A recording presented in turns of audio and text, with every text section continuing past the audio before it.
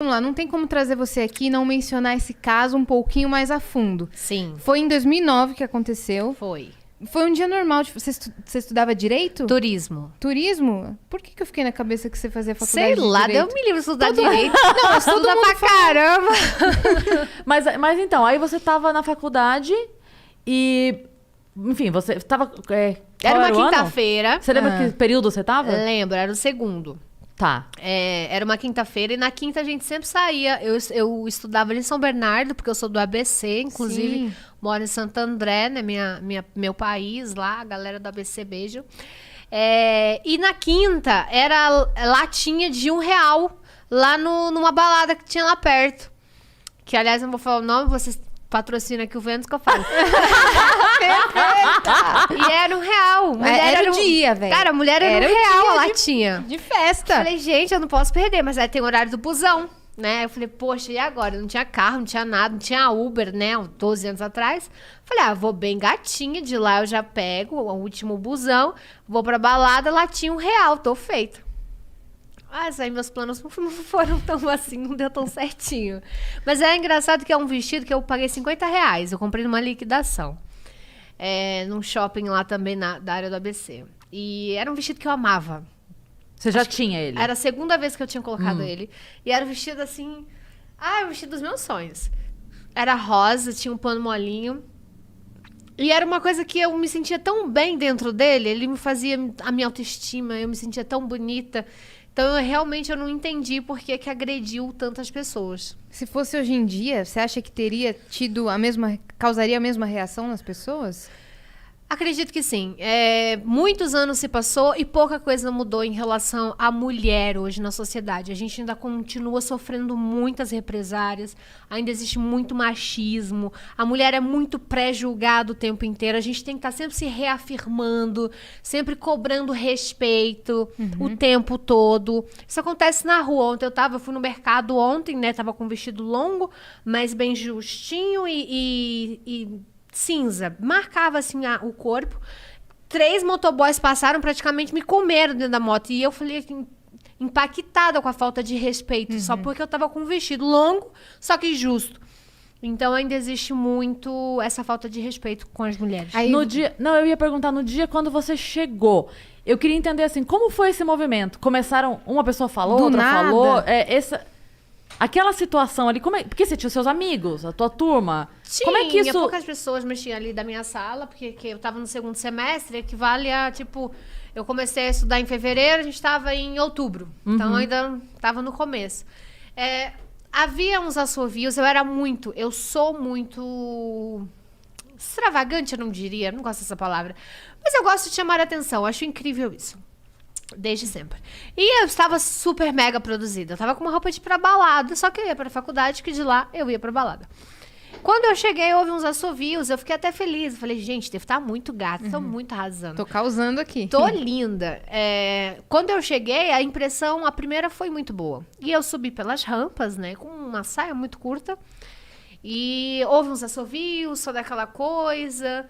A questão de estar sem calcinha ou com calcinha, que até hoje isso é um dilema. Na verdade, era uma calcinha tão pequena que eu nem considero uma calcinha, porque era tão pequeno. Mas eu tava com uma micro calcinha. E aí ficou essa questão que ela tá sem calcinha. E aí aconteceu a confusão no intervalo, que é a parte ali, né, que eles param para comer, para lanchar. Depois de 2 aulas, tem esse intervalo entre as 10 horas da noite. E aí Que foi a começaram... hora que a galera começou a falar. Na verdade, o que aconteceu? Eu sofri uma coisa chamada calúnia, né? As pessoas começaram a falar coisas de mim entre a faculdade. Tem histórias muito bizarras. Tem uma teoria que eu estava transando na sala. Tem outra que eu estava sem calcinha. Tem outra que eu tinha subido a roupa. Cada um inventou uma história sobre mim e as pessoas acreditaram. Pra poder justificar o ataque, né? Sim. E aí foram todos pra porta da sala. Teve esse momento? Sim, inclusive é um vídeo horroroso que eles se penduram pra ver através do vidro. Esse momento que foi gravado, que passou em todos os jornais, né? Sim, E aí, quando a polícia chega, eles comemoram, porque eles acreditam que eu estou sendo presa por atentado ao pudor. que eu estou sendo presa por ter feito algo errado. Mas, na verdade, eu não fui presa. A polícia foi me tirar de lá para me levar para casa para me proteger deles. Óbvio. Mas na cabeça deles, eu estava sendo presa. Tem um vídeo de Eles ganharam na cabeça deles. tem um vídeo de 2 meninas que fala assim, né? Uma fala pra outra. Ela tá chorando, mas ela tá chorando. E a menina fala, foda-se, o problema é dela. Foi um dos vídeos que mais marcou a minha vida inteira, assim. Quando eu aprendi o qual é importante o feminismo. Porque eram 2 mulheres vendo uma mulher sofrer. Foda-se, o problema é dela. Uhum. Então, a união entre as mulheres é uma coisa que não existe, praticamente. E é uma coisa que eu sofri na pele. Então tinha cara te atacando e menina te atacando. Sim. E te ameaçando e gritando coisa pra você. Sim, não foi coisa só de homem. Uhum. Não, tinha muita Todo mulher no meio. mundo. Sim, foi generalizado. Na verdade, eu virei um entretenimento de uma galera que não tava afim de estudar. Só que não era mais escola, né? Já era faculdade. Onde a gente espera que tenha uma galera assim, mais cabeça. Um pouquinho né? mais madura. Mas não tem. Nossa. E o desfecho disso foi você ter sido expulsa? Isso que mais Então, me eu queria, chocou. porque assim, daí nesse dia você foi embora. Aí Ok. eu fui Aí pra, teve um momento fui de pra delegacia. caralho, que merda. Eles perguntaram se eu queria fazer um boletim de ocorrência. Eu falei, não, pelo amor de Deus, eu quero esquecer que esse dia existiu na minha vida. Me deixa em casa. Me levaram até em casa. Eu fui, né, acompanhada com a polícia. Eu lembro como se fosse hoje. Eu pedi pra eles pararem um quarteirão antes pra que a minha mãe não cogitasse, nenhum vizinho, que eu chegasse num camburão, né, num carro de polícia. Então, eu fui andando e ele foi me escoltando até que eu entrasse e estivesse segura em casa.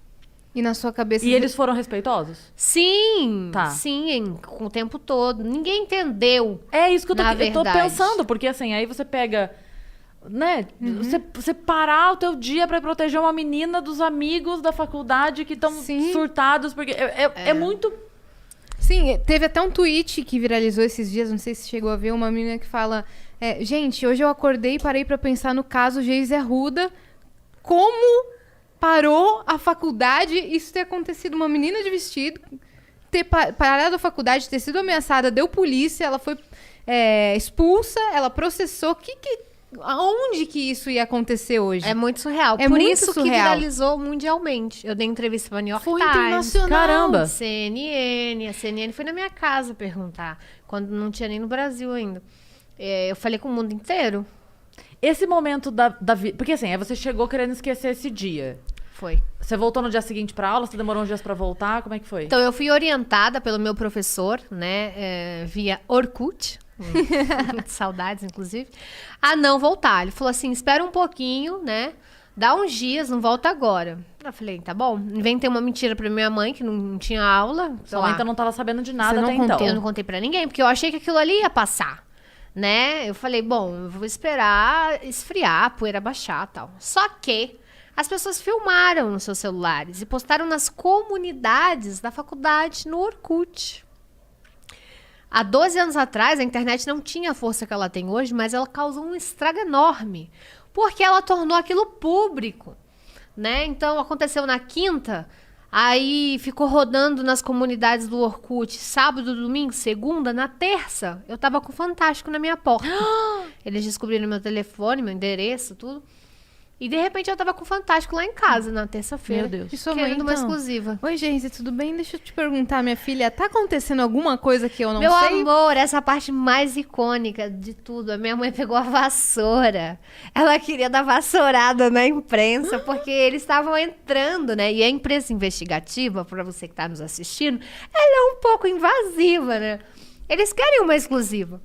Então a minha mãe pegou a vassoura. Eu, mãe, pelo amor de Deus, não dá vassourada nas pessoas. São profissionais. E ela só queria entender, né? Sai aqui da minha casa. Não, Que mas esse foi bando de muita gente? imprensa. Não, foi muita. A gente não tá falando de pouca, a gente tá falando de todas as imprensas brasileiras. Eu tinha SBT, eu tinha Record, eu tinha um Fantástico. Eu tinha a Folha de São Paulo, eu tinha todo mundo no meu portão. Que absurdo, cara. Foi Parece surreal. aquela cena da Julia Roberts no Notting Hill, sabe? Quando ela dorme na cara do... Cara, eles abrem a porta, tá 50 pessoas, sabe aquela cena? Foi bem assim. Foto. É verdade, é verdade. E pra administrar aquilo tudo, aí eu falei assim, ó, eu vou falar tudo com todo mundo. Aí eu tive que contar pra minha mãe, meu pai, o que aconteceu. Eu fui obrigada, né, pra justificar, explicar por que a imprensa tava toda no nosso portão. Expliquei o que aconteceu. Aí eu falei, ó, eu vou conversar com todo mundo, mas eu gostaria de preservar o meu rosto e a minha voz, por favor. E todo mundo topou. Só que a Record, né, ficou por último. Eles não estavam com pressa, ficaram por último, que era o programa Fala Brasil, né, do Geraldo Luiz. Ficaram por último. E falaram, ó, a gente tem pra você, era uma sexta-feira, terça, agora eu já não lembro mais que dia que era. Era na semana.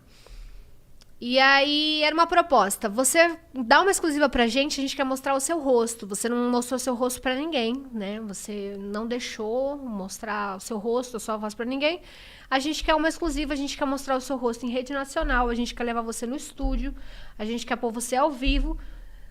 E em troca a gente dá um advogado, que não vai te cobrar nada. Falei, tá, mas e se eu perder o caso? Você não paga nada. E se eu ganhar? Aí você vê com ele e você paga alguma coisa pra ele. Mas ele não vai te cobrar pelo trabalho dele. Porque era uma causa praticamente ganha.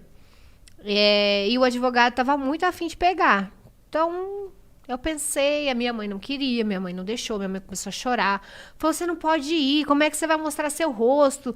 Te xingaram na faculdade, te humilharam. Eu falei, mas é a única maneira de eu conseguir justiça. Eu não tenho dinheiro pra pagar um advogado? Bom, eu vou poder falar, as pessoas vão poder me ouvir.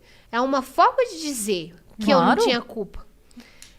E aí, o que eu fiz? Passei a perna no Fantástico, que eu não tinha deixado eles me fumarem, né? Eles devem ter ficado putos comigo. Mas você fez sem saber da proposta final, então não foi Aí, intencional. no mesmo dia, eu fui pra Record.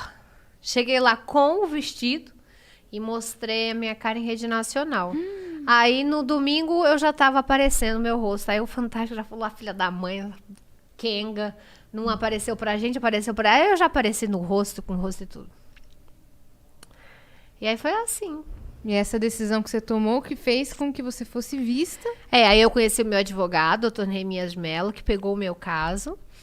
E aí, tava tudo indo bem, né? Foi quando... Ele entrou contra a instituição, as pessoas, como é que foi? Contra a instituição, porque como eram muitas pessoas e era dentro da universidade, você não responsabiliza os alunos, você responsabiliza a universidade. Eu não tenho como ter controle Claro. de todo mundo que estava lá.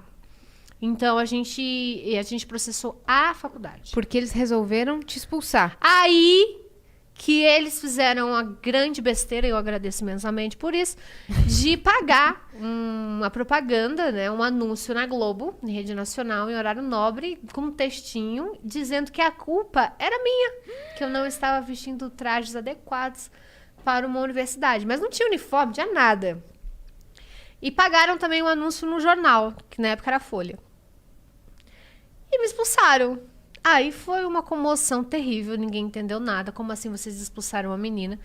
E aí eles voltaram atrás na expulsão. E eu falei, eu vou voltar à faculdade. Só que aí eles me expulsaram e voltaram atrás. E eu falei, eu vou voltar tal dia. E aí eu lembro que foi toda a faculdade, toda a imprensa para a porta da faculdade esperando a minha volta. E o meu advogado falou, você não vai voltar não. Eles te expulsaram.